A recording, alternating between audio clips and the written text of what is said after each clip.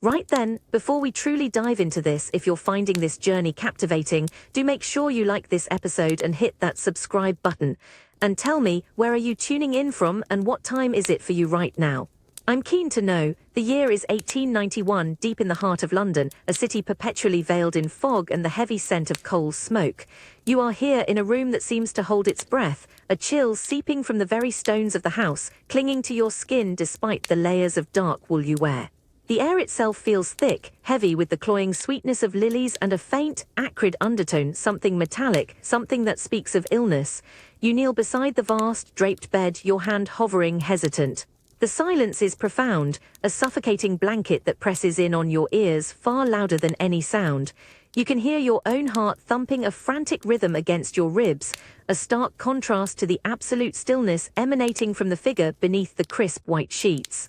There's a faint, unmistakable scent of lavender, almost completely overwhelmed now, a final fading echo of a life. Your gaze travels over the room's somber furnishings, the drawn velvet curtains blocking out the meager light of a grey morning. A flickering candle on the bedside table casts dancing shadows, making familiar objects appear distorted, alien. You watch the tiny flame, mesmerized by its struggle against the palpable gloom, a small, vibrant thing in a world that has suddenly, irrevocably gone mute. Slowly, carefully, you reach out, your fingers brushing against the cool, pale skin of a hand that lies inert.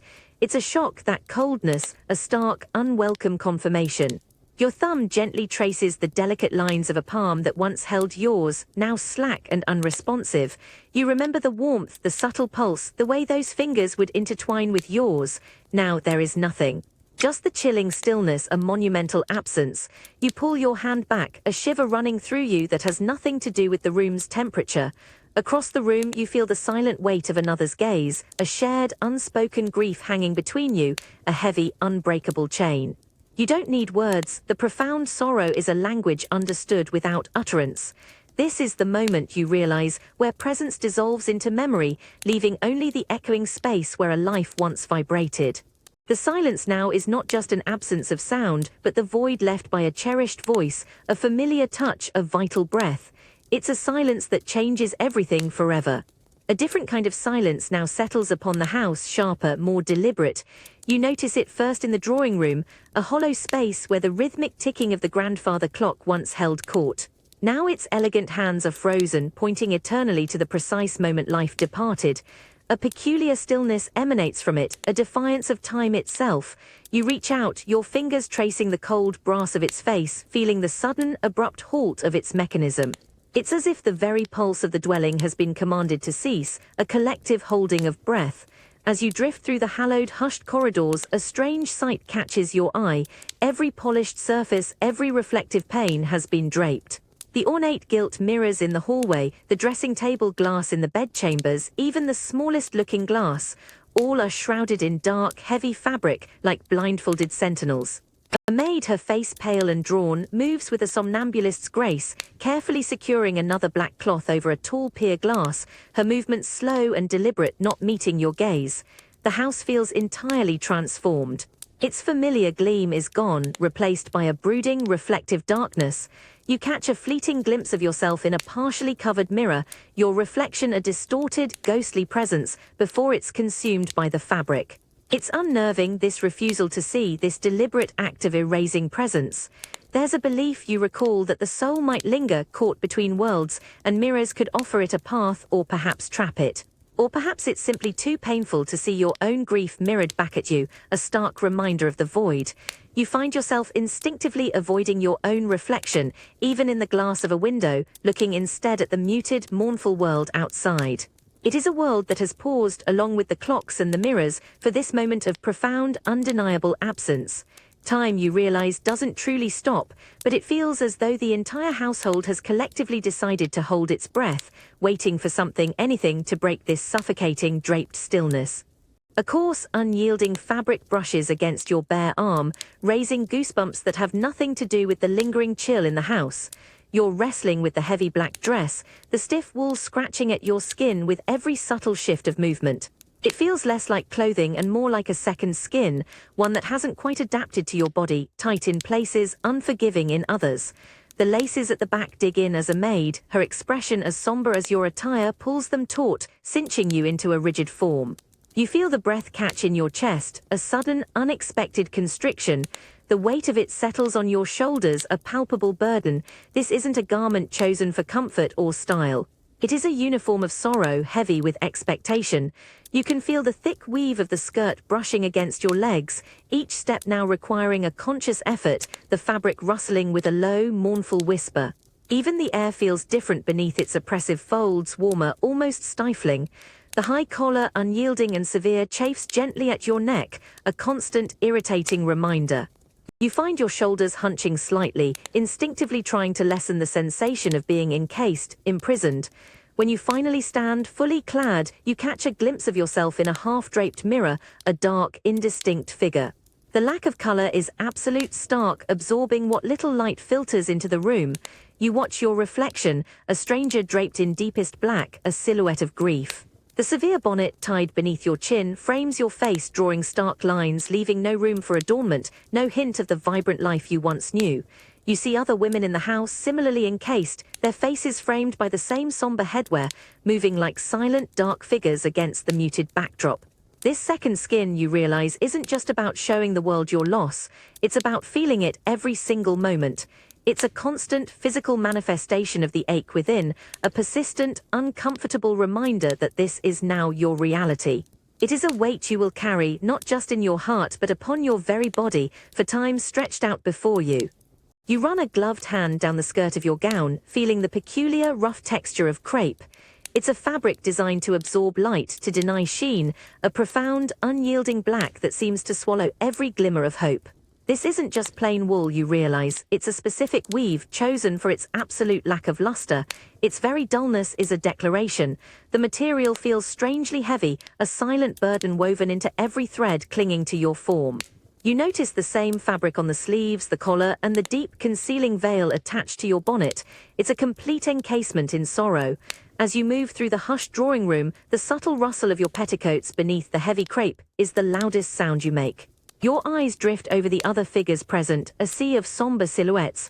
You observe the subtle distinctions, the depth of black, the absence or presence of specific trimmings, the length of veils. A cousin more distantly related wears a black dress of slightly less severity, perhaps a silk that catches a faint, almost imperceptible gleam. An elderly aunt, still in the deeper stages of her own long-past bereavement, sports a discreet brooch of jet black, yes, but polished to a dark, reflective shine. You are acutely aware of the unspoken language of these garments. Your attire, in its absolute, unadulterated blackness, proclaims your direct, profound loss to anyone who sees you. There's a strange comfort in this communal display, a silent acknowledgement of a shared, though distinctly personal, grief. Yet there's also an undeniable weight of expectation. Your mourning is not merely a private affair. It is a performance, an announcement to society, a clear signal of your adherence to custom, your status, and the depth of your sorrow. Every fold, every stitch speaks volumes without uttering a single word. This fabric, you understand, isn't just a covering, it's a living testament. It marks you, distinguishes you, and places you within a very specific temporary caste. It signifies that you are not quite of this world, not truly part of its everyday rhythms, for you are in transition, a silent sentinel of a life that has passed. You carry not just your own sorrow, but the visible symbol of it, woven into the very fiber of your being. A sharp, acrid scent assaults your nostrils the moment you step into what was once the morning room, a chemical tang, metallic and slightly burning, vying with the ever-present, cloying sweetness of funeral lilies. The air feels heavy, stifling, a stark contrast to the solemn quiet that usually pervades the house. Dark cloths have been draped over the windows, plunging the room into a deep, artificial twilight, broken only by the focused beam of a lamp illuminating a single, unsettling tableau. Your breath hitches. There in the center of this makeshift studio sits the one you mourn, propped upright in a high-backed armchair, a favorite shawl draped carefully over their shoulders. It's an illusion, a cruel trick of positioning. Their head is subtly angled, a faint color dabbed onto the cheeks, lending a semblance of life that is utterly, profoundly false. A book rests in their hands, or perhaps a single dried rose, arranged with an almost chilling artistry. You can almost believe, for a fleeting, terrifying second, that they might simply stir, let out a sigh, and continue a forgotten afternoon reverie. but you know the truth. The unnatural stillness, the subtle slump that no amount of propping can truly disguise, betrays the chilling reality. You stand by the door, your gloved hands clasped tightly, feeling the rough crepe of your morning dress prickle your skin. Your gaze travels over the scene, a morbid fascination mixed with a deep, wrenching unease. A man, the photographer, moves with a silent, almost furtive precision behind a bulky, dark-hooded camera. He adjusts a limb, straightens a collar, his movements delicate, almost respectful yet clinical. He doesn't meet your eye, his focus is entirely on his grim subject, on achieving the perfect, eternal pose. The heavy, polished lens of his camera seems like a dark, unblinking eye, absorbing every detail, yet incapable of truly seeing the life it once held. A sudden, blinding flash erupts from the camera, a white-hot bloom that sears your vision, leaving dancing spots in the darkness. The smell of burning magnesium briefly overwhelms the other sense, a raw, chemical blast. Then, just as suddenly, it's gone, plunging the room back into its dim, uneasy quiet. The silence afterwards feels even heavier, laden with the weight of that captured moment, that frozen, impossible image. You imagine the negative already holding a ghost, a simulacrum of what was. The photographer retreats to a small, dark corner he has established, the clinking of glass plates and the slosh of developing chemicals reaching you faintly. You remain fixed, staring at the figure in the chair. It's a desperate attempt to defy oblivion, to snatch a fragment of presence from the jaws of absence. Yet it's a cold embrace, this final artificial tableau. It offers a permanent image, yes, but one that only sharpens the ache, reminding you that the warmth, the movement, the breath you truly long for is utterly, irrevocably gone, leaving only this perfectly posed, unsettling imitation behind. The sharp, metallic tang of developing chemicals now hangs in the air, replacing the acrid magnesium burn. You stand back, watching the photographer, a meticulous, quiet man, as he carefully secures the fresh, damp glass plate. He holds it with tender reverence, as if it already contains something sacred, captured from the very edge of being. The heavy lens of his camera, now cool and dark, seems to have swallowed the vibrant life, leaving only a frozen stillness. You look again at the figure in the armchair, the melancholic ritual's central focus. The illusion is fading, the subtle artifice of the pose starkly visible in the muted light. The book in their hands seems placed, not held. The head's gentle tilt, once so natural, now appears unnervingly fixed, rigid. This image, soon to be revealed, is a fragile fragment, a precise, frozen second wrenched from the relentless flow of time. It's a defiant act, isn't it? A desperate attempt to snatch permanence from oblivion. The world outside continues its indifferent rotation. Faint city murmurs, clattering horses, distant vendors barely penetrate these hushed walls. Inside, you feel utterly suspended. This dim room has become a sanctuary of desperate remembrance. You imagine the finished photograph, a still, silent presence, a ghostly echo of a beloved face, forever young, serene. It will be a tangible piece of eternity, a physical link to what has gone. Yet even as you crave this certainty, a profound, chilling sadness settles upon you. You know deep down a photograph, however perfect, is merely a reflection of the past, a silent witness to a moment that can never be relived. It cannot offer warmth, conversation, or the familiar rhythm of a living breath. It is a captured shadow, a memory etched in silver, a cold and solitary comfort against the vast, terrifyingly uncertain eternity stretching out before you. A fragile defiance against the immutable truth that time waits for no one, and these captured moments are merely echoes. A sickly sweet perfume, cloying and heavy, assaults your senses the moment you enter the parlor. It's the overwhelming scent of lilies, dozens upon dozens of them, their pale blooms crowding every surface, their perfume battling with another, deeper aroma. The faint, warm smell of beeswax emanating from countless flickering candles. The air is thick, almost tangible with these mingled fragrances, a scent of solemn ritual. You move through the hushed room, your heavy crepe rustling softly, contributing to the symphony of muted sounds. The gentle murmur of voices reaches you, a low, indistinct hum that weaves through the air like a ghostly chorus. It's not conversation, not truly. These are whispers, solemn and restrained, like secrets exchanged between shadows. You watch as a woman, her face veiled, leans in close to another, her lips moving silently, her hand resting briefly on the other's arm in a gesture of shared, silent grief. They exchange a look, profound and knowing, before turning back to stare at the floral display, their eyes holding a faraway sadness. Each candle flame dances, a tiny, defiant beacon against the all-consuming black of the room's drapes. Their light casts long, wavering shadows, making the ornate furniture seem to shift and breathe. You can feel the warmth emanating from them, a comforting, almost living presence in this chamber of quiet death. Yet even this warmth is tinged with melancholy, for each flickering glow is a testament to the darkness it combats, a fragile hope in the face of an inescapable ending. You find yourself drawn to the casket, a dark, polished edifice that dominates the room. The lilies are piled around it, a fragrant floral barrier. The whispers grow fainter as you approach, dissolving into the gentle crackle of the burning wicks. It's a surreal symphony, this room. The overpowering scent, the hushed voices, the dancing light, all combine to create a deeply unsettling, yet strangely comforting cocoon of shared sorrow. It's a space where grief is not merely felt, but witnessed, embodied, and quite literally perfumed. This is where presence is given over to memory, solidified in scents and shared silences. The air in the parlor, already thick with the scent of lilies and warm wax, feels heavy, almost viscous from the presence of so many people. You feel the subtle shift of bodies around you, the brushing of dark wool against your crepe-clad arm as another visitor steps past, their movements hushed and reverent. It's a strange intimacy, this gathering, a crowded space yet filled with an isolating silence, broken only by the occasional stifled cough or the rustle of fabric. You stand near the edge of the room, acutely aware of every gaze that drifts your way, then quickly away. There's a shared understanding in those fleeting glances, a mixture of pity, curiosity, and perhaps a touch of discomfort.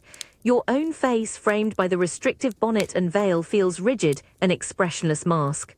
You observe the flow of mourners, how they approach the casket with measured steps, linger for a prescribed moment, offer a solemn nod or a sympathetic, wordless gesture, then retreat into the murmuring throng. Each movement is a part of a carefully choreographed ritual. An elderly gentleman, his face etched with sorrow, offers a brief, firm squeeze to your hand. His eyes, though moist, hold a profound, steady compassion. You return the pressure, a silent acknowledgement of shared humanity in the face of profound loss. There are no words needed or perhaps even allowed in this space. The language of grief is spoken through shared presence, through the weight of a hand, the tilt of a head, the collective adherence to the somber dress code. You feel a strange dichotomy within you, the raw, private ache of your loss coexisting with this very public display. The parlor has transformed into a stage, and you, in your stark black attire, are its central, unwilling performer. Every movement, every held breath is observed. You notice a young woman across the room, her own crepe veil pulled back slightly, her eyes wide as she studies you, a mixture of apprehension and morbid fascination in her gaze. It's a curious blend of support and scrutiny, this public mourning. You realize you are not alone in your sorrow, yet the very act of sharing it publicly feels like an additional, heavy burden. This collective sorrow, enacted in hushed tones and dark fabrics, forms a powerful, undeniable tide that both lifts and presses down upon you, a stark reminder that grief is rarely, if ever, a solitary journey. It binds you, visible and vulnerable, within its strict, unwavering embrace. A faint, almost imperceptible whisper of silk rustles against your fingertips, startlingly soft and cool in the otherwise rigid confinement of your crepe dress. You're standing in the quietude of a dressing room, the air holding a ghost of familiar perfume, delicate and floral, now tinged with the unmistakable scent of faint dust. In your gloved hands, you hold a garment, a dressing gown perhaps, or a delicate nightgown, once vibrant, now a soft, subdued hue. Its living owner is gone, yet its presence feels profoundly intimate. A pair of small, sharp scissors, glinting in the muted light, feels unexpectedly heavy in your other hand. The metallic chill of the blades contrasts sharply with the warmth that radiates from your palm, a nervous heat. You position the scissors precisely at a hem or perhaps a cuff, a small, discreet section that won't mar the garment itself, yet large enough to be a tangible token. You can hear the frantic beat of your own pulse in your ears, a sudden amplified rhythm in the pervasive silence, then a quiet, almost surgical snip asterisk. The sound is shockingly loud in the stillness, echoing for a moment before dissolving into the heavy air. A small piece of silk, no bigger than your thumbnail, separates from the garment, falling into your waiting palm. It's an oddly clinical act, yet one imbued with immense unspoken sentiment. The fabric feels fragile, weightless, yet in your hand, it seems to carry an immeasurable gravity. You hold the small scrap, turning it over with your thumb. The color is still true, the weave still fine, a tiny, vibrant island in a sea of morning black. It's a fragment, a physical tether to a time and a person that now exist only in memory. You gently fold it, tucking it carefully away into a small velvet pouch you've prepared.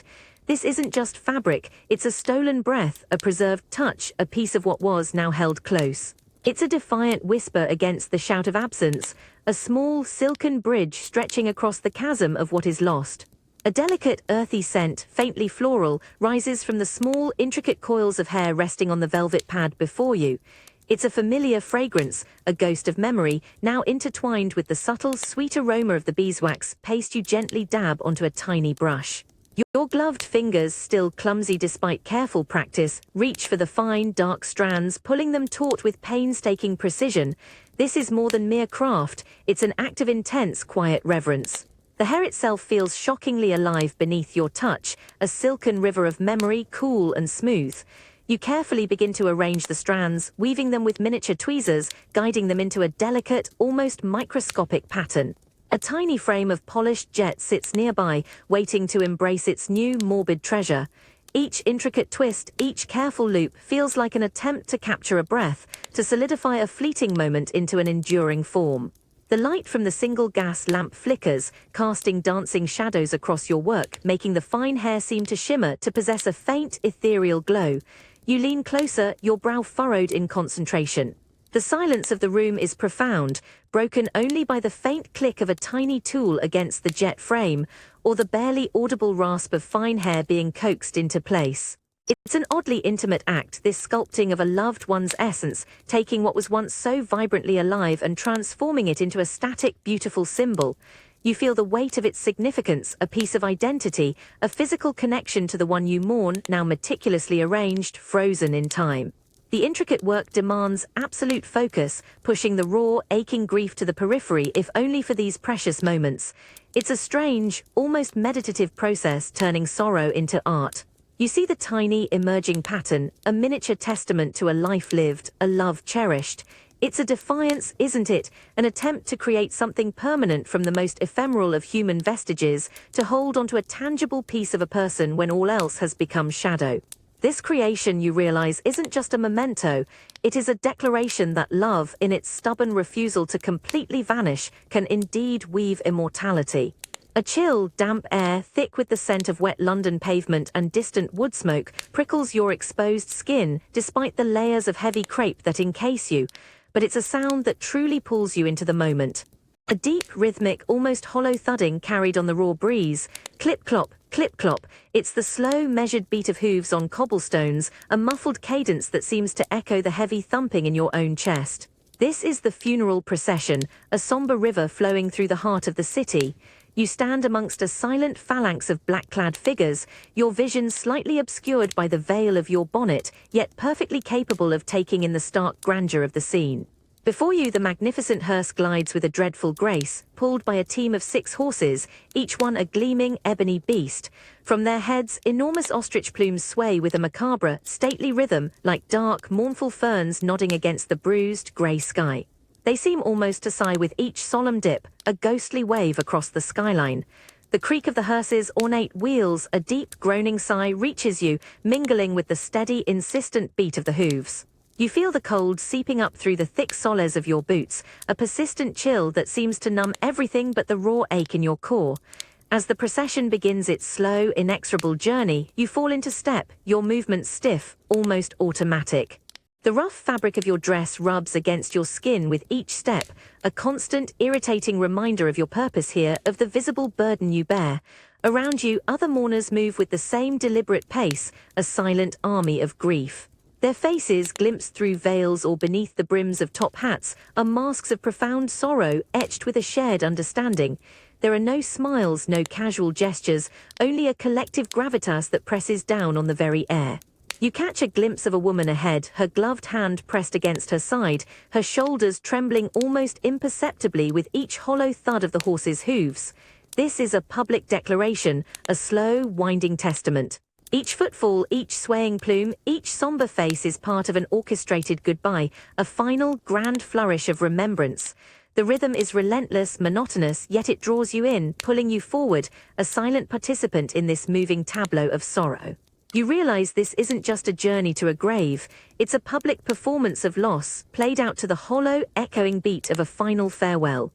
The cold, damp air now carries the faint, mingled scents of horse, soot, and the curious, fleeting aromas of the street. A waft of hot pies from a corner vendor, the sharp tang of spirits from a passing public house. Yet it's the eyes, scores of them, that truly prickle your skin beneath the heavy crepe veil. You feel them, a collective gaze, as the procession inches forward through the narrow, cobbled London thoroughfares. From behind your impenetrable veil you discern the shapes of onlookers. Shopkeepers stand solemn in their doorways, their usually bustling businesses momentarily hushed. Children, their expressions a mix of curiosity and awe, cling to their mothers' skirts, their usual chatter silenced. You see the quick, assessing glances, the murmured whispers that you cannot hear but can almost feel like a faint, unsettling hum against your skin. A woman presses a gloved hand to her mouth, her eyes wide with a mixture of pity and morbid fascination. Another nods slowly, a shared understanding etched into her lined face, a silent acknowledgement of the universal burden of loss. The sheer weight of this public attention is immense. You are not just walking. You are performing, a central figure in a citywide tableau of sorrow. Each slow step you take, the rustle of your black dress, the very air you breathe feels scrutinized, weighed, and judged. You feel a strange push and pull. The desire to shrink from these countless eyes, yet an almost instinctive need to maintain the rigid posture, the stoic demeanor expected of you. The world moves around this somber river of black. An omnibus rumbles to a halt, its passengers pausing their journeys to watch. A hawker's cries momentarily cease. The city, usually a symphony of bustling life, quiets its breath for this passage of death. You are keenly aware that your grief, intensely private and raw, is now on display, a silent spectacle for the world to observe and gauge. This procession isn't just a journey to a final resting place. It's a public statement, a shared moment where the weight of love and its unbearable absence is laid bare for all to witness. A bitter wind whips around you, carrying with it the raw, pungent scent of churned earth, damp and cold against your nostrils. You stand at the edge of the newly dug grave, the biting chills seeping through the soles of your boots up your legs and into the very core of your being. The air itself feels thin, sharp, stinging your exposed cheeks. Your gaze falls into the dark, rectangular abyss, a stark, gaping wound in the grey-green expanse of the cemetery. The creak of ropes, thick and heavy, strains through the oppressive silence, followed by a slow, groaning descent. You watch transfixed as the polished casket, adorned with a few lingering floral tributes, sinks with dreadful slowness into the earth. It seems impossibly small, vulnerable as it disappears into the shadow. A collective sigh, hushed and almost imperceptible, ripples through the cluster of black-clad figures around you, a shared expulsion of breath. The minister's voice, a low drone of ancient words, drifts over the scene, offering solace that feels distant, intangible. Your eyes, however, are fixed on the small pile of dirt beside the grave, damp and clumpy. Then a gravedigger, his face impassive, reaches for a shovel. The metallic scrape as it bites into the earth is a chilling prelude. He lifts a heavy scoop, and for a long, agonizing moment, it hangs suspended. Then with a stark, undeniable finality he tips it. Thud. The sound is immense, brutal, echoing in the cavern of the grave, a dull, heavy slap against the wood of the coffin. It's not loud, not truly, but its impact is seismic, resonating deep within your bones, vibrating through the cold ground beneath your feet. It's the sound of absolute severance, of a door slamming shut on an entire world. You feel an involuntary flinch, a sharp intake of breath. The other mourners remain statuesque, their faces hidden by veils or cast downwards, but you sense their collective shudder, their shared recognition of that terrible final sound. It's the sound of goodbye made irrevocably physical. It hammers home the crushing reality that what was once vibrant, breathing life is now irrevocably separated, enclosed beneath the unyielding earth. That sound, you realize, marks not just a burial, but the beginning of an entirely new, unalterable form of absence. The cold, damp earth, smelling heavily of raw soil and decay, still clings to the air, mingling with the last faint traces of lilies. You stand numb, watching the dark, rectangular opening, the wound in the earth that has now swallowed your beloved. The minister's final blessings have faded into the biting wind, his words feeling hollow, lost in the vast, grey expanse of the cemetery. The grave diggers, their faces stoic, hover nearby, ready to perform their grim task of filling the void. You feel a gentle pressure on your arm, a sympathetic squeeze from a relative, a silent invitation to turn to walk away. But you cannot, your gaze is fixed, drawn by an invisible tether to the dark, polished surface that lies at the bottom of the pit. It feels impossibly far away, yet achingly close. Slowly, almost unconsciously, your gloved hand reaches down. Your fingers close around a handful of the freshly turned earth, gritty and cold against the soft leather. You feel the tiny stones, the damp clumps, the raw essence of the ground that now holds what was once so vibrant. It's a tangible connection, this handful of dirt, a profound physical link to the ultimate separation. With a deliberate effort, you open your fingers. The earth tumbles out, falling with a soft, muted patter onto the lid of the casket. FFFT, FFFT. It's a gentler sound than the previous thud, yet no less final, no less heartbreaking. It's the sound of dust to dust, of earth returning to earth, of a final, irrevocable farewell. You feel the tremor in your hand, a slight shake that runs through your entire body, despite your attempts at stoicism. Around you, the other mourners begin to disperse, their dark forms scattering like crows across the desolate landscape. You hear the faint crunch of their boots on gravel, the low murmur of their retreating voices. One by one, they melt away, leaving you feeling increasingly exposed, increasingly alone, with only the biting wind and the silent, gaping earth as your companions. The weight of your crepe dress feels heavier now, a physical manifestation of the solitude that descends. You linger, unwilling to tear yourself away from this hallowed ground. The cold bites deeper, but you barely notice. Your eyes trace the outline of the grave, the stark reality of the freshly turned soil. This isn't just a place. It's the definitive boundary, the demarcation between presence and profound absence. The silence that envelops you now is absolute, a vacuum where a life once vibrated. It's a silence that screams of departure, yet simultaneously it demands a quiet resolve. You stand there, a sentinel of sorrow, witnessing the moment where love transcends the physical, becoming an enduring, invisible force bound not by proximity, but by the very space of separation. The earth takes back its own, but the heart, you realize, holds on, and in that holding there is a strange, enduring strength. The crisp, cold edge of the paper prickles against your gloved fingertips, a stark, almost painful contrast to the soft velvet of the desk blotter beneath. It's not just any paper. This stationery is framed by a thick, unyielding border of deepest black, a tangible signifier of your sorrow. The scent of fresh ink, sharp and metallic, mixes with the faint, lingering perfume of lilies, a combination that now permanently haunts the house. You sit at the heavy mahogany desk in the quiet study, the air still and heavy around you, broken only by the faint scratch of your pen nib as you test its flow on a scrap sheet. The daunting stack of blank cards, each trimmed with that indelible black border, looms before you. They demand a response, a formal acknowledgement of condolences received, a measured expression of gratitude amidst the unmeasurable void in your heart. Your hand hovers over the first card, a hesitant shadow. What words does one choose for such a task? The language of grief feels so inadequate, so formal, when the sorrow within is raw and formless. You dip the pen into the inkwell, the dark liquid clinging to the nib, then carefully begin to form the looping script. Each letter feels deliberate, precise, a small act of control in a world that has become so utterly unmanageable. The black ink on the cream paper, enclosed by the black border, feels like a miniature, contained universe of mourning.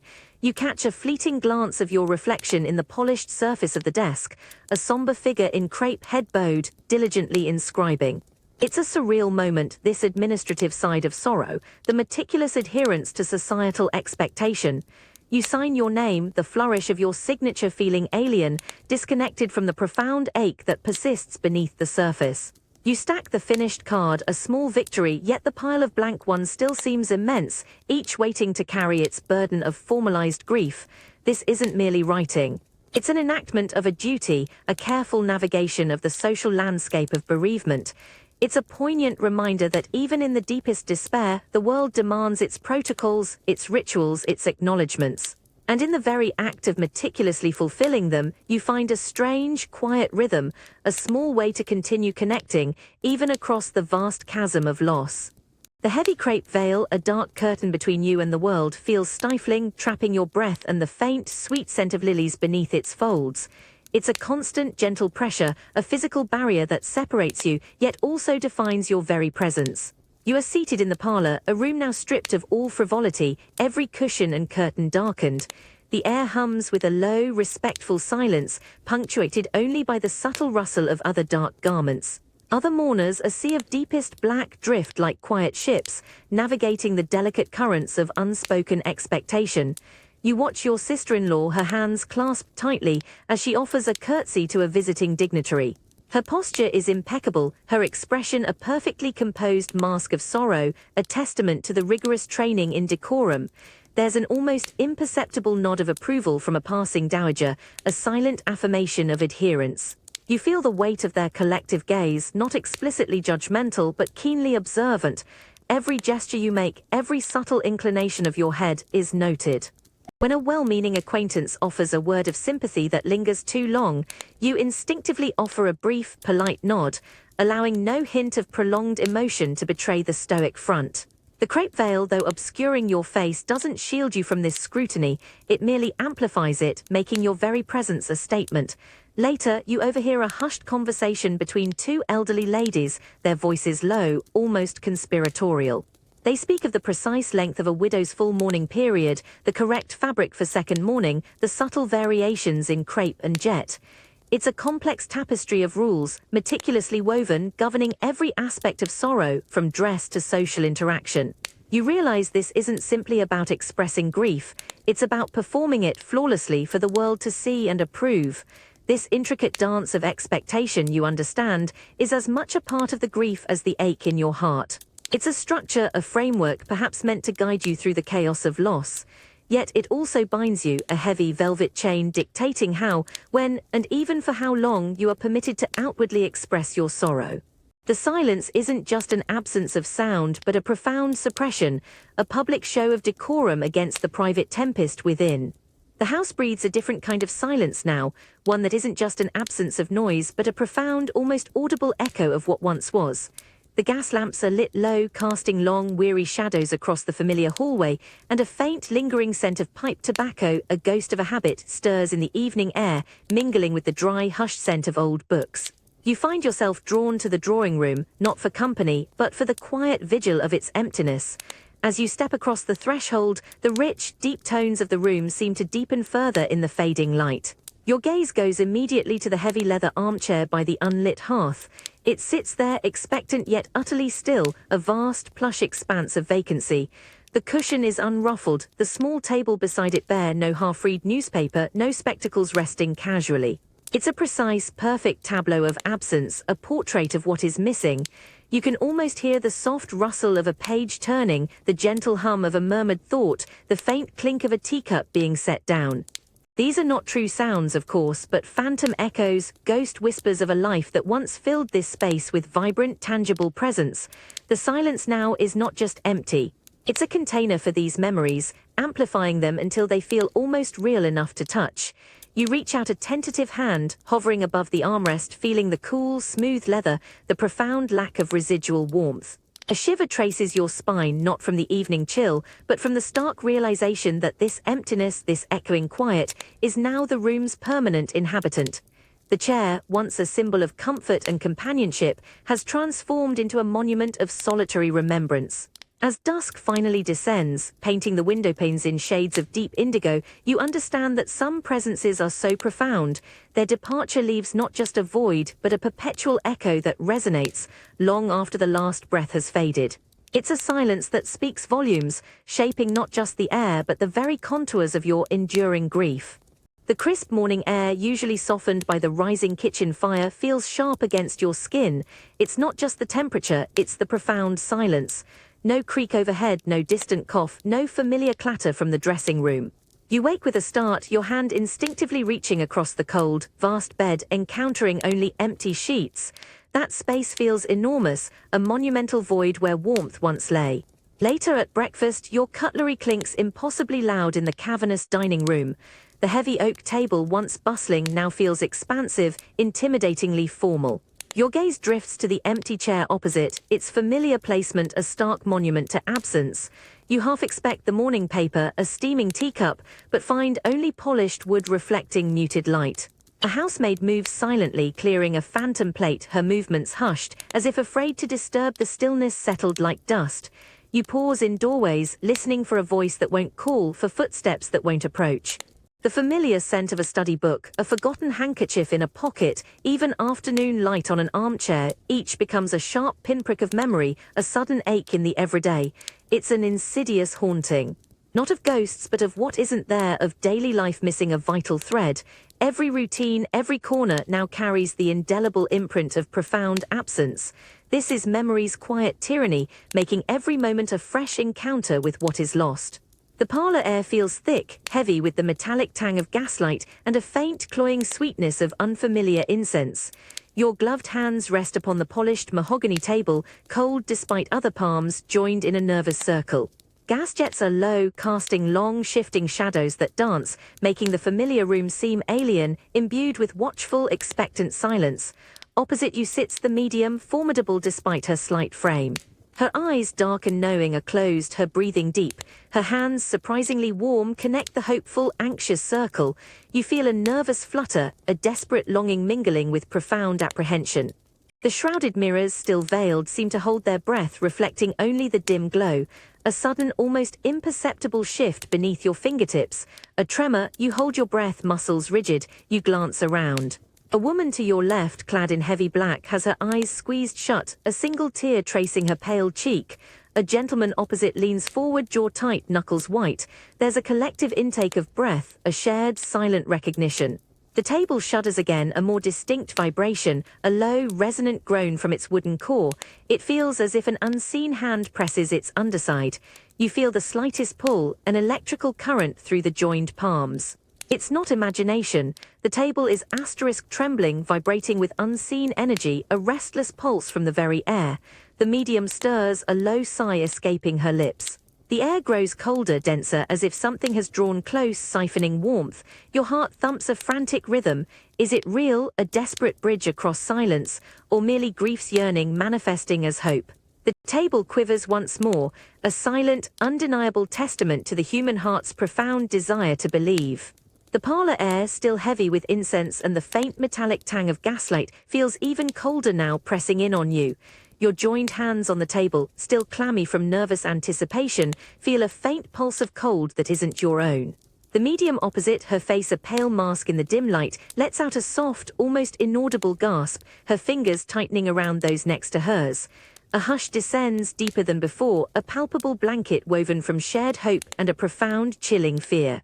The only sound is the persistent, low hiss of the gas jets and the frantic beat of your own heart, a drum against your ribs. You stare at the polished mahogany, willing it to reveal some sign, some echo from beyond the veil. Your gaze darts around the circle. The woman beside you shivers, a full-body tremor, her eyes wide and fixed on the table's surface. The gentleman opposite leans so far forward his breath seems to miss the air, his desperation a visible aura around him. Then it comes, not loud, not sharp, but utterly unmistakable, a faint, distinct asterisk rap against the underside of the table. Your entire body jolts, a collective intake of breath around the circle. The medium's head jerks back slightly, her lips parting as if to speak, but no sound emerges. The gaslight seems to dim just for a flicker, or perhaps it's your vision narrowing with adrenaline. Your fingers ache with the tension, the unspoken question hanging heavy in the air. Another rap, firmer this time, rap asterisk, a definite, deliberate communication. It's not a creak of old wood, not the house settling. This is a sound with intention, with direction. You feel the tremor through the table, a vibration that goes straight to your core, bypassing reason, touching something raw and primal. The woman next to you lets out a choked sob, quickly stifled by a trembling hand. The gentleman opposite closes his eyes, a single tear escaping, tracing a path down his cheek through the faint stubble. He nods a slow, solemn acceptance. You want to speak, to question, but your throat feels constricted, muscles too tight. What words could possibly encapsulate this moment? The air crackles with an almost electric charge. You are not alone in this desperate yearning. The table remains still now, but the echo of those raps reverberates, not in the room's air, but in the shared space of your collective consciousness. It's a whisper from an unimaginable distance, a fragile, desperate bridge. Whether a trick of the mind or a true message, it speaks of a love that defies the grave, a connection that yearns to span the chasm of silence, and in that yearning a profound truth is felt. A sharp, clean scent of damp earth and ancient stone fills your lungs, mingling with the faint, metallic tang of cold rain that still clings to the air. You stand amidst a silent city of the dead, the biting wind whipping at the heavy crepe of your mourning dress, sending shivers through you that have nothing to do with the chill. Your gloved hand clenches involuntarily, feeling the coarse texture of the wool against your palm, a constant, abrasive reminder. Before you, a vast panorama of elaborate monuments stretches out under a bruised, grey sky. But your gaze is drawn, inevitably, to the serene, unmoving forms of the cemetery angels. They rise from the earth like silent sentinels, sculpted from cold, unforgiving marble, their wings unfurled as if caught mid-flight, or perhaps eternally poised for an ascent that never truly comes. Each one stands in an eternal vigil, their faces carved with a sorrowful grace, perpetually gazing downwards, or sometimes upwards towards a heaven that feels impossibly far. You approach one such figure, its marble skin gleaming faintly under the weak light, smoothed by countless seasons of rain and wind. Its form is draped in flowing robes, rendered with an exquisite detail that belies the stone's hardness. You can almost see the folds of fabric, feel the gentle sweep of the wings. Slowly, tentatively, you extend your ungloved hand, the raw cold of the autumn air already chilling your fingers. Your palm makes contact with the angel's cheek. The shock of the cold is immediate, piercing. It's an absolute, unyielding cold devoid of any warmth, a stark, profound chill that seeps into your very bones. You run your fingers over the smooth, unforgiving surface, tracing the delicate curve of an eyelid, the serene line of a sculpted jaw. The texture is fine, almost like skin, yet utterly devoid of life, utterly unresponsive. It's the cold of permanence, of something that has witnessed centuries pass without change, without feeling. Beneath your touch, the marble feels like frozen flesh, an unsettling mimicry of life. You feel the grit of lichens clinging to crevices in the wings, the subtle erosion of time on the sharper edges of a feather. This angel, centuries old, has stood here unmoving through countless human heartbreaks, its stone eyes unseeing, its marble lips eternally sealed. It's a physical manifestation of an enduring sorrow, a testament to grief carved into the very landscape. You withdraw your hand, the residual cold clinging to your fingertips. The silence here is immense, broken only by the rustle of dry leaves skittering across the paths and the distant, mournful caw of a rook. This is where grief solidifies, where love is chiseled into stone, standing testament to what was, for all eternity. It's a heavy thought, this attempt to capture the vastness of human emotion within the rigid confines of cold, unfeeling stone. The angel, you realize, doesn't grieve with you. It merely is asterisk, a permanent, chilling echo of a sorrow that will long outlast the beating of any human heart. Its stillness is a profound mirror to your own aching, unmoving grief. The raw, damp scent of the cemetery clings to you, a cold embrace that permeates the thick crepe of your dress. But as you turn from the imposing marble angels, your attention is caught by the quieter, more intricate details etched into the landscape of loss. A veritable garden, not of living blooms, but of stone. It's a silent tapestry, meticulously carved into the enduring granite and weathered marble of countless headstones and monuments. You step closer, your boot crunching softly on the gravel path. Your eyes trace the delicate curves of ivy, perpetually climbing a miniature column, its leaves rendered in cold, hard stone, never to wither or fade. Here a rose, its petals frozen in an eternal, perfect bloom, sharp to the touch, yet devoid of fragrance. There, a weeping willow, its branches eternally bowed, each slender, carved leaf a testament to sorrow, unchanging through the seasons. You reach out, your fingertips brushing against the gritty surface of a stone lily, its symbolism stark, beautiful, and utterly still. The coldness of the stone transmits directly to your skin, a profound chill that seems to resonate with the stillness of the carved forms. This is a garden where time has ceased, where beauty is rendered permanent, frozen in an unyielding embrace. You see small hands of cherubs clasping carved bouquets, fragile in their stone immutability. Each flower, each leaf is a deliberate choice, a specific message of remembrance, hope, or sorrow whispered without a sound. The intricate detail of a carved fern, the delicate veins on a petrified poppy, these are not accidental flourishes. They are a language spoken in silence and stone, offering solace, attempting to capture the essence of what was loved and lost, securing it against the relentless march of decay. The stark contrast is palpable. Outside these gates, living gardens burst with ephemeral color, their vibrant life a constant reminder of growth and eventual decay. Here, in this stone garden, everything is eternal, unchanging, an insistent refusal to submit to the natural cycle. It's an attempt, you realize, to make grief itself beautiful, to sculpt sorrow into a form that time cannot erase. But there's a heavy melancholy in that permanence too. The beauty is undeniable, but it is also unyielding, a frozen tear forever shed, forever cold. This silent garden, you understand, is where love attempts to defy mortality, not through life, but through the enduring yet chilling embrace of art and stone. It is a place where every petal and every leaf sings a silent, eternal hymn to what has been, and what will forever be remembered. The wind, carrying the scent of damp earth and the faint, unsettling sweetness of wilting flowers, bites at your exposed skin, but it's the sight of it that truly steals your breath. It's so small, almost unbelievably so, a polished box of pale, unassuming wood carried with a dreadful, careful lightness. Not by a full team of pallbearers, no, this requires only 2 men, their faces grim, their movements hushed, as if afraid to disturb its fragile contents. It feels profoundly wrong, this lack of weight, this quiet, understated scale of ultimate finality. You stand amongst the cluster of black-clad figures at the graveside, the cold seeping from the ground into your very bones. Your gaze is fixed on the tiny casket. It's adorned with a single wreath of white rosebuds, so perfectly formed, so innocent, that they seem to weep their fragrance into the cold air. The wood gleams faintly, reflecting the bruised grey sky, almost ethereal in its delicate construction. You recall the weight of a living child in your arms, the solid, reassuring heft of a small body, and this empty vessel seems lighter than air, a mere whisper of absence. The men approach the open grave, their steps hesitant, almost reverent, as they guide the small casket onto the ropes. There is no loud creak of straining wood, no heavy thud as it descends. Instead, a soft, almost imperceptible sigh of ropes, a gentle, silent slipping into the dark earth. It's as if the very air holds its breath, unwilling to acknowledge such a tender, devastating departure. You can feel the collective shudder ripple through the mourners, a shared, silent agony. The minister's voice, a hushed murmur of comfort, feels distant, lost in the vastness of the raw emotion. You hear the muffled sobs of a woman nearby, quickly stifled, and the rustle of a handkerchief being pressed to a face. But it's the profound, aching lightness of that small casket, vanishing into the cold ground, that truly resonates. It's a testament not to the smallness of the life, but to the immensity of the loss, a void so vast it seems to defy gravity itself.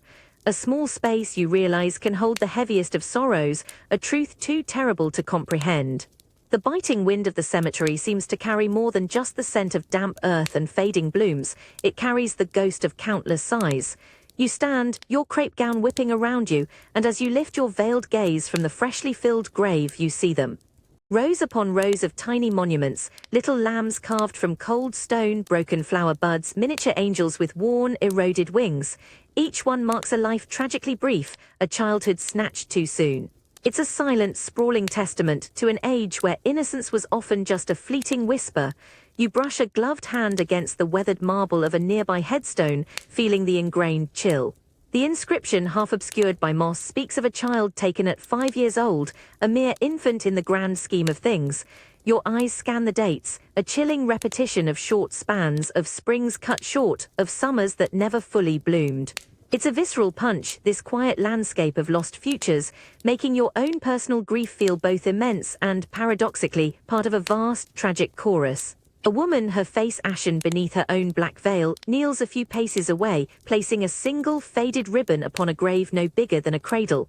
Her shoulders tremble, a silent, profound sorrow that transcends words. You watch her, a mirror reflecting a pain that is universally understood in this stark place. There's no dramatic wailing, no grand gestures, just the quiet, persistent ache of countless hearts accustomed to this grim ritual. The air itself seems heavy with unspoken farewells, with lullabies never finished and games left unplayed. This isn't a single, isolated tragedy, it's the fabric of life itself in this era, a constant dance with the fragility of existence. You realize that in this vast garden of stone where so many tiny figures rest, the notion of innocence lost isn't merely a sentiment. It's a stark, undeniable reality, a familiar and heartbreaking chapter in almost every family's story. It makes you wonder how one ever truly recovers when goodbye is such a constant, brutal companion. The stiff, abrasive feel of crepe has become a constant companion, a heavy, unyielding second skin that has defined your every waking moment for months. The subtle itch against your neck, the sheer weight of it, the way it absorbs all light, these sensations are now so familiar they are almost part of you. But today, there is a distinct, noticeable difference. A lighter texture, a softer drape, a whisper of change against your fingertips. You stand before the half-draped mirror, the faint light of a spring afternoon filtering into the room. A new dress of a deep, muted lavender hue hangs before you, a gentle contrast to the stark black that has been your uniform. It's still somber, of course, no vibrant colors allowed, but the difference is undeniable. This fabric, a fine silk, possesses a subtle sheen that the crepe utterly denied, a whisper of life reflecting back. The weight, too, is considerably less, a noticeable lightness that feels almost disorienting after months of physical burden. A maid, her face more relaxed now, her movements less hushed than before, helps you into the gown. As the lavender silk settles over your form, you feel a profound sense of relief. The restrictive high collar of the crepe is gone, replaced by a softer neckline. The long, heavy veil is absent. Your shoulders feel less hunched, your breath less constrained. It's a physical unwinding, a subtle but deeply felt release from a constant, oppressive pressure. You turn, catching your reflection fully in the glass. The black is still present, yes, in the small jet brooch pinned discreetly to your bodice, in the subtle ribbon in your hair, but the overall impression is softer, less absolute. The lavender offers a faint suggestion of depth, of something other than pure, unadulterated sorrow. It's not joy, not yet, but it's a delicate shift, a first hesitant step away from the deepest shadow. The scent of lavender, too, is present in the fabric, a gentle, comforting fragrance, replacing the heavy lilies that once haunted the air. This change, this slow thaw from the absolute winter of grief, feels profound. It's a societal permission, a subtle signal to the world that the most acute period of mourning is passing. Yet you realize it's also a deeply personal liberation, a quiet acknowledgement that even the darkest night must eventually give way to a muted, hesitant dawn. The weight of crepe has lifted, but the weight in your heart, will take far longer to shed. Still, this new color, this lighter touch, feels like a faint, fragile breath of hope. The crisp, cool air of the morning, no longer biting but invigorating, brushes against your face, unhampered by a heavy veil. For the first time in what feels like an age, the world outside your window isn't a grey, muted watercolor. A faint, almost dizzying scent of blooming hyacinths drifts from a nearby garden, a shock to senses accustomed only to lilies and beeswax. You step out, clad in the soft lavender silk, a profound lightness settling on your shoulders. The street, though still bustling, seems to have gained a vibrancy you hadn't noticed in months. Your eyes, adjusting from the relentless black of morning, catch on flashes of color. A splash of deep green on a passing carriage, the faint crimson of a servant's livery, even the ochre tones of a brick building bathed in sunlight. It's a subtle shift, yet utterly transformative. You feel a strange sense of exposure, as if the lighter shade of your dress makes you more visible, less protected by the impenetrable shield of crepe. You nod politely to a passing acquaintance, a gentle dip of your head rather than the rigid, somber bow of deepest mourning. Their returning smile, though still sympathetic, seems softer, less burdened with pity. You notice their own attire, a rich grey perhaps, or a deep plum, no longer pure black. It's a silent, shared understanding of this gradual transition, this hesitant return from the Shadowlands. As you walk, your lighter skirt rustles with a different rhythm, a softer whisper than the abrasive scrape of crepe. You feel less encased, less weighed down, yet the underlying sorrow remains, a persistent ache beneath the elegant fabric. This lavender, this slow reintroduction of color, feels like a delicate permission to exist again, to breathe a little deeper, to acknowledge the world beyond your personal grief. It's a fragile truce with sorrow, a quiet declaration that even after the deepest winter, spring eventually finds a way to paint the world, however subtly, anew. The faint, acrid tang of developing chemicals, sharp and metallic, tickles your nostrils the moment you step into the small, makeshift darkroom. It's a familiar scent now, one that has woven itself into the fabric of your grief. Gaslight turned to a mere glow casts the room in a deep, perpetual twilight, making shadows dance like restless spirits. You hold your breath, a sense of nervous anticipation tightening your chest. You stand beside a small wooden table, watching the photographer's gloved hands move with meticulous precision. He dips a large, glossy sheet of paper into a tray filled with dark, shimmering liquid. The faint slosh of the chemicals is the only sound, a hypnotic rhythm in the hushed space. Your eyes are fixed on the paper, willing the unseen image to reveal itself. Slowly, almost miraculously, shapes begin to appear. First vague forms like shadows against a deeper shadow, then lines resolve themselves. You see the outline of a familiar room, a patterned wallpaper, a high-backed chair, and then there it is.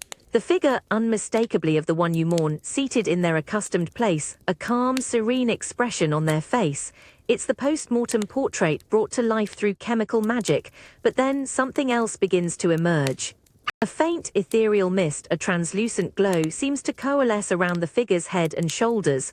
It's not a trick of the light, not a chemical smudge.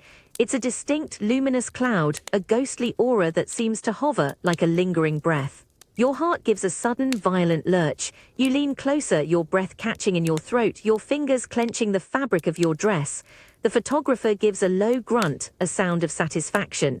He carefully lifts the photograph, holding it up to the dim glow, the ghostly emanation shimmering unmistakably.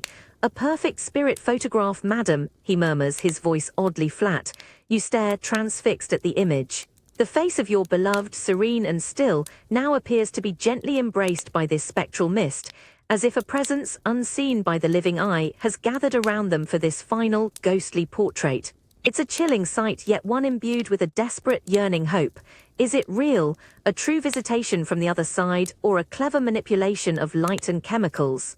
Your mind battles with reason, but your heart, raw with grief, reaches out to that shimmering, ethereal presence. It's a fragile bridge, this ghostly image, a whispered promise that even after death, a connection, however faint, might still endure.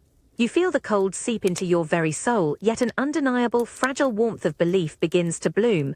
This photograph is more than just an image. It is a desperate conversation, frozen in time between two worlds. The smooth, cool surface of the photograph rests in your gloved hands, still faintly redolent with the sharp, almost clinical scent of photographic chemicals. You hold it up to the muted gaslight, your gaze riveted on the ethereal mist that dances around the serene, still figure. It's no longer just a mere image, it's a portal, a whisper, a tantalizing glimpse into an unimaginable realm. Your breath catches, a mixture of profound wonder and a raw, aching desperation. You trace the ghostly aura with your thumb, feeling the smooth, unyielding paper, yet imagining a presence, a subtle warmth, a familiar touch. This new technology, this daguerreotype, this miracle of light and silver, offers a kind of proof that sciences and mediums often could not. It's tangible, visible, a captured moment that seems to transcend the finality of death. In an age where life could be snatched away so swiftly, so cruelly by disease or accident, this invention feels less like science and more like a desperate, divine intervention. Your eyes drift over the faint, almost transparent presence that frames the beloved face. Is it truly a spirit lingering, or a trick of the lens, a subtle manipulation of light and shadow? Your mind, rational and questioning, wars with a heart that aches for even the smallest possibility of continued connection. You crave for it to be true, to believe that a part of them, however ephemeral, still watches, still exists. This small, black-bordered photograph, you realize, represents a profound shift. It's not just a memory, not merely a memento of the departed. It's a desperate attempt, born of unrelenting grief and technological marvel, to bridge the unbridgeable chasm. It's a promise, however fragile, that love doesn't simply vanish, that the threads of connection can be stretched, thin but unbroken, into the great unknown. And in this small, shimmering image, you find a fragile, yet undeniable flicker of hope. The air is thick, almost cloying, with the sharp, resinous scent of fresh wood polish, mingling faintly with the lingering, almost spectral perfume of lilies. It's a peculiar combination that assaults your senses the moment you step through the discreet, unmarked door. This isn't a grand estate or a solemn church. You are in a showroom, a place where the tools and tokens of farewell are meticulously arranged, awaiting purchase.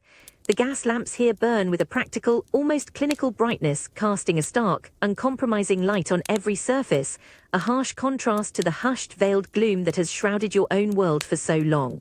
Rows of caskets line the walls, dark and gleaming, each polished to a mirror-like sheen. Some are adorned with intricate, hand-carved details, delicate weeping willows or solemn cherubs, while others are strikingly plain, their elegance in their stark simplicity. Your gaze drifts across them, a chilling tableau of ultimate finality. The sizes vary too, a silent, grim inventory of lives cut short at every stage. You see impossibly small coffins, the color of pale ash wood, almost childlike in their delicate proportions, standing amongst their more imposing adult counterparts. The sight sends a cold shiver through you, a visceral echo of the unbearable lightness you once witnessed, of a tiny casket slipping into the cold earth. You resist the urge to touch, to feel the cold, unyielding wood, knowing it holds a deeper chill than any winter breeze. Further into the hushed interior, gleaming glass cases display a bewildering, almost mesmerizing array of mourning paraphernalia.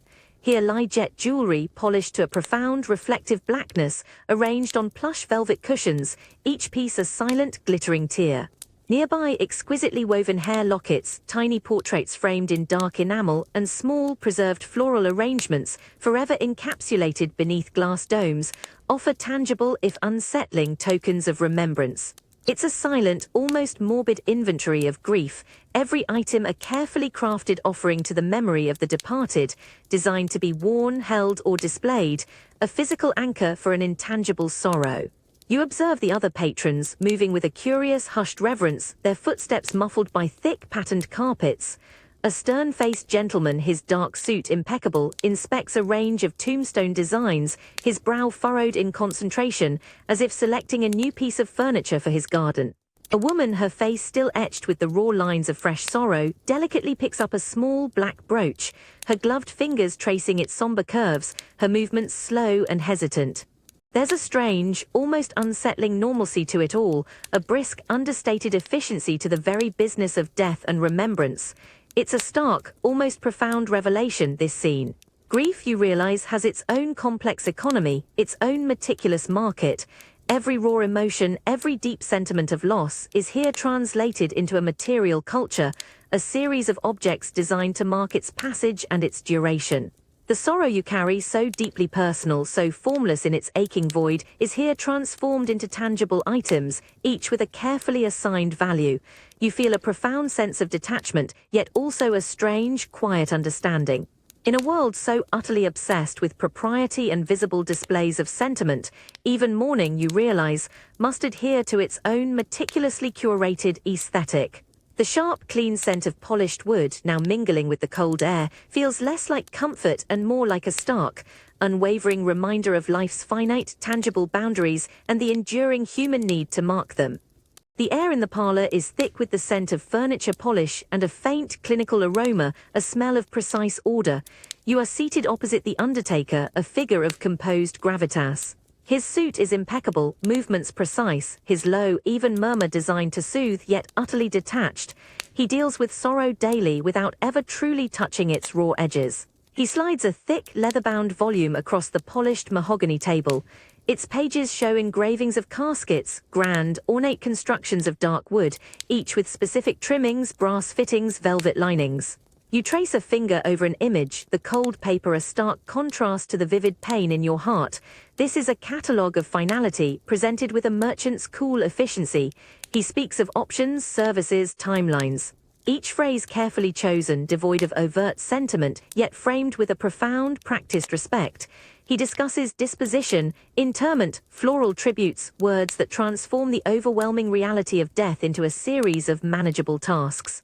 You nod mute, the rough crepe of your morning dress prickling your skin, the only tangible reminder of the raw, unadorned grief so out of place in this meticulously ordered room. He gestures towards a selection of small velvet pouches. Hair memorials, madam, perhaps a cameo of Jet. His tone is gentle, but the underlying implication is clear. Grief has its accoutrements, its visible markers that must be acquired. You feel a strange disconnect, your profound, intimate loss laid bare before this professional, who navigates its landscape with such practiced ease. This is the orchestrator of death, you realize. He stands between your raw, formless sorrow and the world's demands for order, for ritual. He takes the unmanageable, the unthinkable, and reduces it to a series of choices, of items, of costs. It's a sobering thought, this transformation of love's end into a meticulously organized transaction. And in this strange, cold efficiency, you find a surprising, if unsettling, moment of clarity. Grief, too, has become a service, neatly packaged, professionally delivered. A suffocating darkness presses in around you, absolute and profound. It's not the familiar darkness of a moonless night in your bedroom. This is a heavy, impenetrable black, dense as velvet, crushing your very vision. The air, too, feels impossibly thick, cloying with the faint, sweet scent of coffin wood and a chilling, earthy dampness that seems to seep into your lungs with every shallow, desperate breath. Your hands, gloved in rough crepe, instinctively press against an unyielding surface directly above you, a smooth, polished lid that feels terrifyingly close to your face. A raw, primal panic clenches your gut. You lie utterly still, every muscle rigid, straining to hear, but there is nothing. No distant city rumble, no familiar creak of the house, no whisper of wind through the trees. Just a profound, echoing silence, so complete it feels like an absence of sound itself. And in that terrifying void, your mind conjures it, a faint, muffled thumping, a frantic scratching. Is it real? Or just the desperate, frantic beating of your own heart, amplified by the terror echoing in the suffocating black? You try to move, to cry out, but your throat feels constricted, your limbs bound by unseen forces. The silk lining beneath you, once a comfort, now feels like a cruel mockery, a soft bed in a cold prison.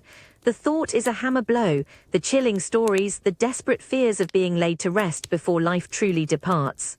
You imagine the weight of the earth pressing down, compressing the air, silencing any desperate plea. And then you hear it again, or perhaps you merely imagine it, a faint, almost inaudible asterisk scrape asterisk, followed by a raw, guttural asterisk muffled scream, barely a whisper, yet resonating with an unspeakable horror from somewhere below asterisk. You freeze, every nerve screaming. Is it you, trapped unheard, a final desperate gasp swallowed by the earth? Or is it another, a phantom terror caught in the endless, lightless void beside you? Your eyes snap open, though there's nothing to see. You are still in your bed, the familiar pattern of moonlight through the window painting faint lines on the wall. Your heart hammers against your ribs, a frantic captive in your own chest. The room is cold, but not with the chill of the grave. It's a profound, waking terror, this imagined plunge into the ultimate darkness, a chilling testament to the fragile boundary between life and its irrevocable, silent end. The thought lingers, sharp and cold, of that final, unheard cry, lost forever beneath the earth. The raw, damp scent of freshly turned earth still clings to your senses, a persistent chill that mirrors the sudden, cold dread that seizes your gut. You stand before a recently filled grave, the mound of soil a stark monument, but your mind, however, isn't on quiet rest. It's on the terrifying darkness asterisk beneath asterisk it, that profound, suffocating black, the polished wood, the heavy silk lining. A cold sweat prickles your scalp as an involuntary shudder runs through you. You imagine the horrifying truth. What if they weren't truly gone? What if life stubbornly, desperately clung on in that ultimate, silent confinement? This chilling fear, this very taphophobia, isn't just a morbid fantasy whispered in the darkest hours. Society, it seems, has found a grim answer to this pervasive terror. Your eyes lift from the freshly disturbed earth to a nearby plot, equally new, equally silent. Here, protruding from the ground, stands a slender pole painted a stark, dark green. At its very top, a small brass bell glints dully in the weak, diffused sunlight, its metallic surface catching the light like a tear. You know the grim mechanics. A thin rope woven from coarse fibers descends from the bell's clapper, disappearing down into the earth, its end secured within the coffin itself. It's a desperate, simple mechanism, a lifeline, a fragile thread of hope stretched across the chasm of the grave. You imagine the desperation, the frantic, fumbling tug from below, the sudden, shrill asterisk clang of the bell echoing across the silent cemetery. The thought sends a fresh wave of cold through you, a vivid image of that terrifying awakening in the dark. Yet it's mingled with a strange, profound relief, that sound, that tiny tremor of brass against the still air, a testament to life still clinging on, a desperate cry for resurrection. It's a terrifying invention, isn't it, born of humanity's deepest fear, yet offering a fragile, mechanical hope against the ultimate silence. A desperate paradox of terror and ingenious defiance etched into the very landscape of mourning. It reminds you that even in the face of absolute finality, the human heart will cling to any sliver of a chance. The dull, mournful clang of distant church bells tolls persistently through the cold, damp London air, a sound that vibrates deep within your chest. It's a collective lament, a somber pulse slowing the city's heartbeat. A heavy, almost suffocating silence has fallen, replacing the usual cacophony. Even the pervasive scent of coal smoke feels subdued, diluted by the sharp, clean tang of damp pavement. You stand by your drawing room window, your lavender half-mourning dress a subtle deviation in a world draped in absolute black. Below, the bustling street is now a silent river of darkest crepe. Every passerby, carriage driver, servant, all are clad in profound, respectful hues of deepest sorrow. Shop windows are shuttered or draped in black crepe, their chatter silenced. It's a striking, unsettling transformation, an invisible shroud cast over the metropolis. You watch a young woman, pale beneath her heavy veil, clasp her gloved hands to her chest, her shoulders trembling. An elderly gentleman pauses, head bowed, his top hat held respectfully. Their grief, you realize, is not personal, but for a prince, a symbol. It's a shared sorrow, enacted on a grand public stage, pulling everyone into its solemn embrace. The air feels heavy with this collective weight, a tangible pressure demanding respect. Your own raw grief feels strangely magnified, yet also diluted, absorbed into this vast ocean of public lament. This widespread mourning reinforces a profound sense of unity, a shared experience of loss. The city holds its breath, a vast, collective heart hushed for a prince, and in that silence you feel the curious, heavy weight of belonging to something much larger than your own private ache. The persistent chill in the London air seems to carry not just the scent of damp pavement, but the tangible weight of an entire nation's sorrow. You feel it pressing on you, a collective atmosphere of somber reverence, mirroring the crepe that still adorns the windows of even the humblest dwellings. It's been decades now, hasn't it? Decades since the world changed, since a shadow fell, profound and unyielding. You pass a newspaper seller, his stack of broadsheets proclaiming the latest news, yet you barely glance at the headlines. Your eye is drawn instead to the familiar, almost ubiquitous image on a shop window display, the Queen. Always the Queen, clad in perpetual black, her face etched with an enduring sorrow, an almost defiant refusal to abandon her grief. Her veiled portrait, so often reproduced, feels less like a mere likeness and more like a national decree. Her personal tragedy, you realize, became the template for every household, every life. Your own period of deep mourning has long since passed, replaced by the lighter lavender hues of half-mourning, but the memory of absolute black, of its physical and emotional weight, remains a visceral experience. You remember the strictures, the expectations, the precise etiquette of expressing loss, all filtered down from the highest echelons of society. Her Majesty's unwavering devotion, her lifelong commitment to perpetual widowhood, wasn't just a personal choice. It set a profound, undeniable standard. It's a curious thing, isn't it, how one woman's heartbreak could shape the very fabric of an entire empire, influencing everything from fashion to social conduct for generations. Her enduring grief became a kind of cultural bedrock, a visible demonstration of fidelity that echoed in every parlor, every cemetery, every black-edged card. You sense the depth of this influence, a silent, pervasive presence that still permeates the very air of the city, a tangible legacy of love and loss.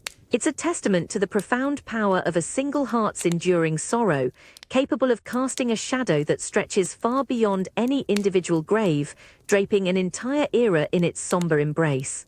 A thick, dry scent, overwhelmingly dusty and faintly metallic, assails your nostrils the moment the latch clicks.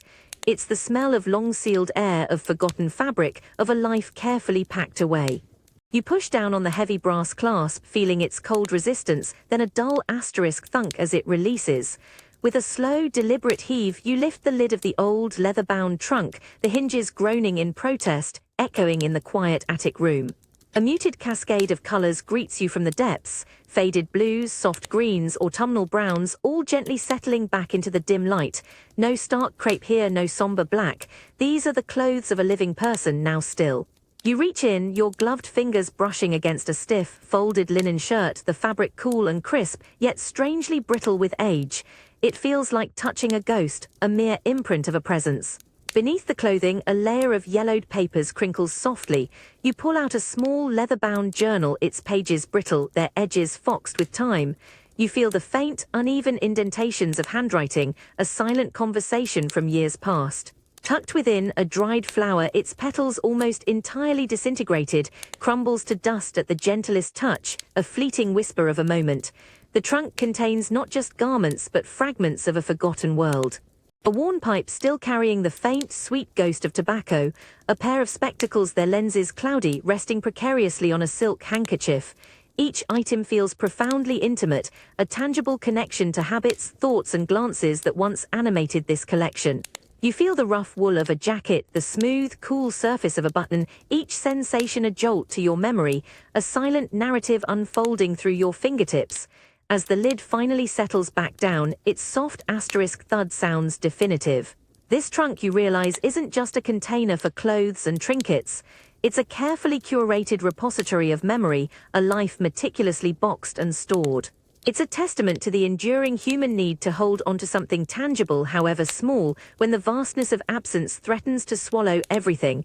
And in its dusty depths, you feel the quiet, profound weight of a past, meticulously preserved, a heartbeat carefully paused. The air, still heavy with the dry, dusty scent of long-closed spaces, feels strangely alive now. The lid of the old, leather-bound trunk remains open, a silent invitation to delve deeper into the carefully preserved past. Your gloved hand, no longer hesitant, reaches into the muted cascade of fabrics and yellowed papers that lie within. You're not just touching objects, you're tracing the very contours of a life, a palpable echo of a presence that once filled rooms, spoke words, and breathed these very airs. Your fingers brush against the cool, smooth metal of a pocket watch tucked within a waistcoat. You lift it carefully, feeling its unexpected heft. The crystal is slightly scratched, opaque with the dust of years, but the hands are still there, frozen at a precise, unmoving hour. Was this the moment, or merely where the spring finally ceased its tireless work? You turn it over, feeling the intricate cold engravings on its back, a personal inscription almost worn smooth by countless touches. This wasn't just a timepiece, it was a constant companion, a rhythmic pulse against a chest, a private measure of fleeting moments now rendered eternal in its stillness. You can almost feel the phantom warmth of a hand, a familiar weight in your own palm. Further down, nestled amongst folded linens, you discover a small wooden bird, intricately carved, its surface polished to a silky sheen by years of handling. You remember it, don't you? A small, comforting presence, always found on the bedside table, or perhaps held during moments of quiet contemplation. Your thumb traces its smooth, cool back, finding the faint grooves where fingers, now gone, once rested. It's a silent, tactile whisper speaking of comfort, of routine, of gentle, everyday companionship. This isn't just wood, it's a vessel holding unspoken narratives, a small, tangible anchor to the intimate rituals of a cherished life. You pull out a leather-bound book, its spine cracked, its pages brittle. The faint, earthy scent of old paper and the distinct, subtle aroma of their study, a blend of tobacco and seasoned leather, rises to meet you. It's a profound connection, this smell, a direct conduit to a mind, a passion, an enduring intellectual curiosity. You open it gently, feeling the delicate rustle of the pages, seeing the faint pencil marks in the margins, subtle annotations, points of emphasis. These aren't just words on a page, they're echoes of thought, small windows into a private inner world shared now only with you. Each item, you realize, isn't just an object. It's a fragment of their being, imbued with the invisible legacy of their hands, their thoughts, their very breath. These are the physical anchors of memory, small, quiet keys unlocking vast, vibrant chambers of recollection. They allow you to inherit more than just possessions. You inherit moments, sensations, unspoken stories. You are not just sifting through relics, you are sifting through a life, carefully reconstructed through the tangible remnants it left behind. And in that act of touching, smelling, and remembering, you understand that love, in its stubborn refusal to completely fade, finds countless profound ways to live on, woven into the very fabric of the world they once inhabited, and now, through these objects, still inhabit with you. This isn't just a trunk of old things, it's a living museum of a heart waiting for yours to visit. The air in your dressing room feels unusually light this morning, softened by the gentle sunlight filtering through the window, carrying a faint, fresh scent of rain-washed leaves. The heavy, unyielding weight of crepe feels like a distant memory, replaced by the soft, flowing lavender of your half-morning gown. It's a subtle shift, but one that permeates your very being, a quiet loosening of the rigid constraints that have governed your days. You sit before your polished dressing table, a small, open jewelry box before you. Inside, nestled amongst the somber jet and delicate hair lockets, a flash of color catches your eye. It's a simple ribbon, a narrow strip of deep forest green silk, vibrant and rich, a stark contrast to the muted tones that have surrounded you for so long. Your gloved hand, accustomed to the dull textures of mourning, hesitates, hovering above it. Then with a gentle, almost reverent movement, you reach for it. The silk, smooth and cool against your fingertips, feels impossibly soft, a luxurious texture after the harshness of wool and crepe. You lift it, letting the sunlight catch its deep, verdant hue. It's a color full of life, of growth, of something vibrant and flourishing. A subtle scent, faintly floral, a ghost of a past perfume, seems to cling to its fibers. You hold it for a moment, simply feeling its presence, a tangible connection to a forgotten palette. This isn't a grand jewel or a precious heirloom, it's a small, intimate piece of forgotten joy of a time before the profound shadow fell. You gently weave it through the soft, lighter fabric of your day dress, a tiny splash of color, almost hidden yet undeniably present. It's a silent, almost defiant act, isn't it? A reclamation of a small fragment of brightness.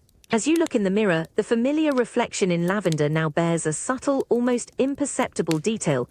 That touch of green, peeking out from the folds of your dress, feels like a private, tentative breath. It's not a return to joy, no. But it's a quiet whisper of resilience, a tiny step away from the absolute darkness, a gentle reminder that even after the longest winter, the world, and perhaps even the heart, can slowly begin to remember the quiet beauty of color once more. It's a subtle defiance, a silent promise of enduring life. The crisp, clean air of the late afternoon, carrying a faint, distant murmur of city life, feels almost alien against your bare skin, no longer buffered by layers of heavy crepe or even the softer lavender. You stand before your wardrobe, a spectrum of colors long dormant now revealed, a deep plum silk perhaps, or a rich gray patterned with a subtle stripe. This is no longer half mourning. This is a step further, a gradual re-entry into the vivid world.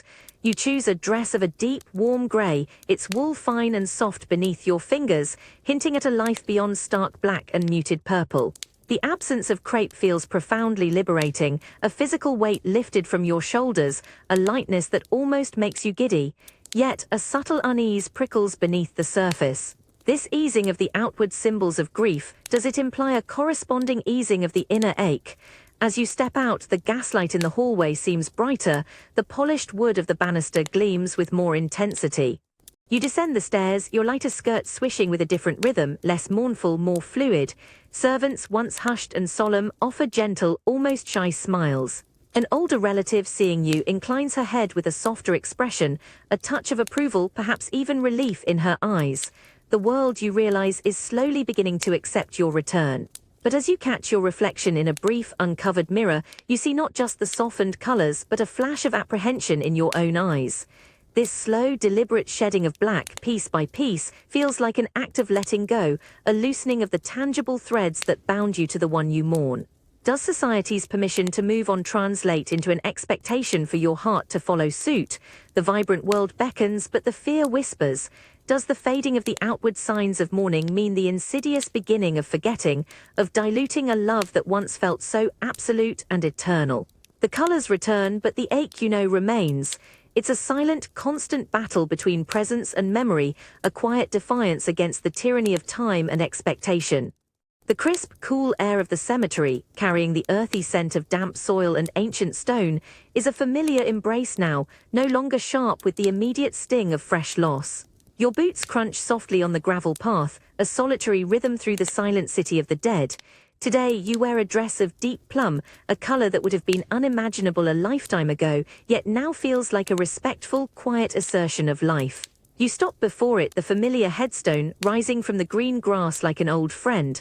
The once pristine marble has weathered, its surface softened by years of rain and sun, etched with a delicate tracery of moss and lichen. You reach out, your fingertips tracing the carved letters, feeling the subtle indentation of each syllable, a name that still resonates in the quiet chambers of your heart. The stone is cold beneath your touch, but it's a familiar cold now, not the shocking, absolute chill of raw grief, but the settled, enduring cold of remembrance. Your gaze drifts over the inscription, the dates marking a life lived, a journey completed. You remember the raw agony of that first viewing, the searing pain of those unyielding numbers. Now a different sensation washes over you, a profound, quiet ache, familiar and constant like an old scar. It doesn't rip at you with the same ferocity, but it's there, a permanent resident in the landscape of your being. You notice a tiny sprig of ivy, tenacious and green, pushing its way through a crack in the stone, a small, defiant burst of life against the monument to death. It's a subtle reminder of the relentless cycle, of how life persists, however quietly, even in the most solemn of places. You smile faintly, a bittersweet acknowledgement. This place, once a crucible of unbearable sorrow, has transformed. It is no longer just a grave, it's a destination, a point of quiet communion, a physical anchor for an enduring memory. The raw edge has softened, but the presence of loss remains, woven into the very fabric of your continued existence. You stand there not as a broken figure, but as a sentinel of a love that defies physical boundaries, an enduring connection that has found its own quiet, powerful rhythm. The stone may be weathered, but the memory, you realize, remains sharp, clear, and profoundly cherished. The quiet air in your private sitting room holds the faint, mingled sense of aged rosewater and the cool, distinct aroma of polished jet. You sit by the hearth, a small, dark wooden box resting on your lap. It feels surprisingly light, yet heavy with its precious contents. Your fingers, no longer clad in crepe, but still bearing the simple, smooth band of an enduring union, trace the intricate carving on its lid, a delicate wreath of ivy forever green. You open the box. Inside, nestled on soft velvet, lies a small collection of objects, each a silent testament. Your gaze falls first upon the polished jet locket, cold and smooth against your palm. You open it, and there, meticulously woven and preserved beneath a tiny pane of glass, is a curl of hair. It feels almost alive, a dark, silken thread stubbornly defying time, a physical piece of what was, meticulously outsmarting the grave's oblivion. Beside it, the post-mortem photograph. The subtle chemical haze, the ghost-like aura that once seemed so unsettling, now appears almost comforting, a gentle embrace around the serene, still face. It's no longer a chilling reminder of death, but a soft, almost ethereal whisper of presence, a visible echo of a love that refused to be silenced, captured by the miracle of a nascent technology. You gently pick up the carved wooden bird, its smooth back worn by countless touches, a ghost of a familiar weight in your palm. Then the small, silken scrap cut from a favorite garment, its vibrant color still true. Each item a fragment, a physical anchor against the vast, formless ache of absence. These aren't just mementos, they are fortifications built piece by piece against the relentless tide of forgetting. The room around you, no longer draped in black, now reflects a softened life. Yet these objects remain tangible proofs that a fierce, unyielding love, in its stubborn refusal to relinquish what it held dear, found countless ways to endure. It outsmarted the grave not with magic, but with memory, with touch, with sight, and with a heart that simply refused to let go. You close the box, the gentle click a quiet reaffirmation. Love, you realize, doesn't disappear into the earth. It simply changes form, finding new ways to live profoundly beyond the grave.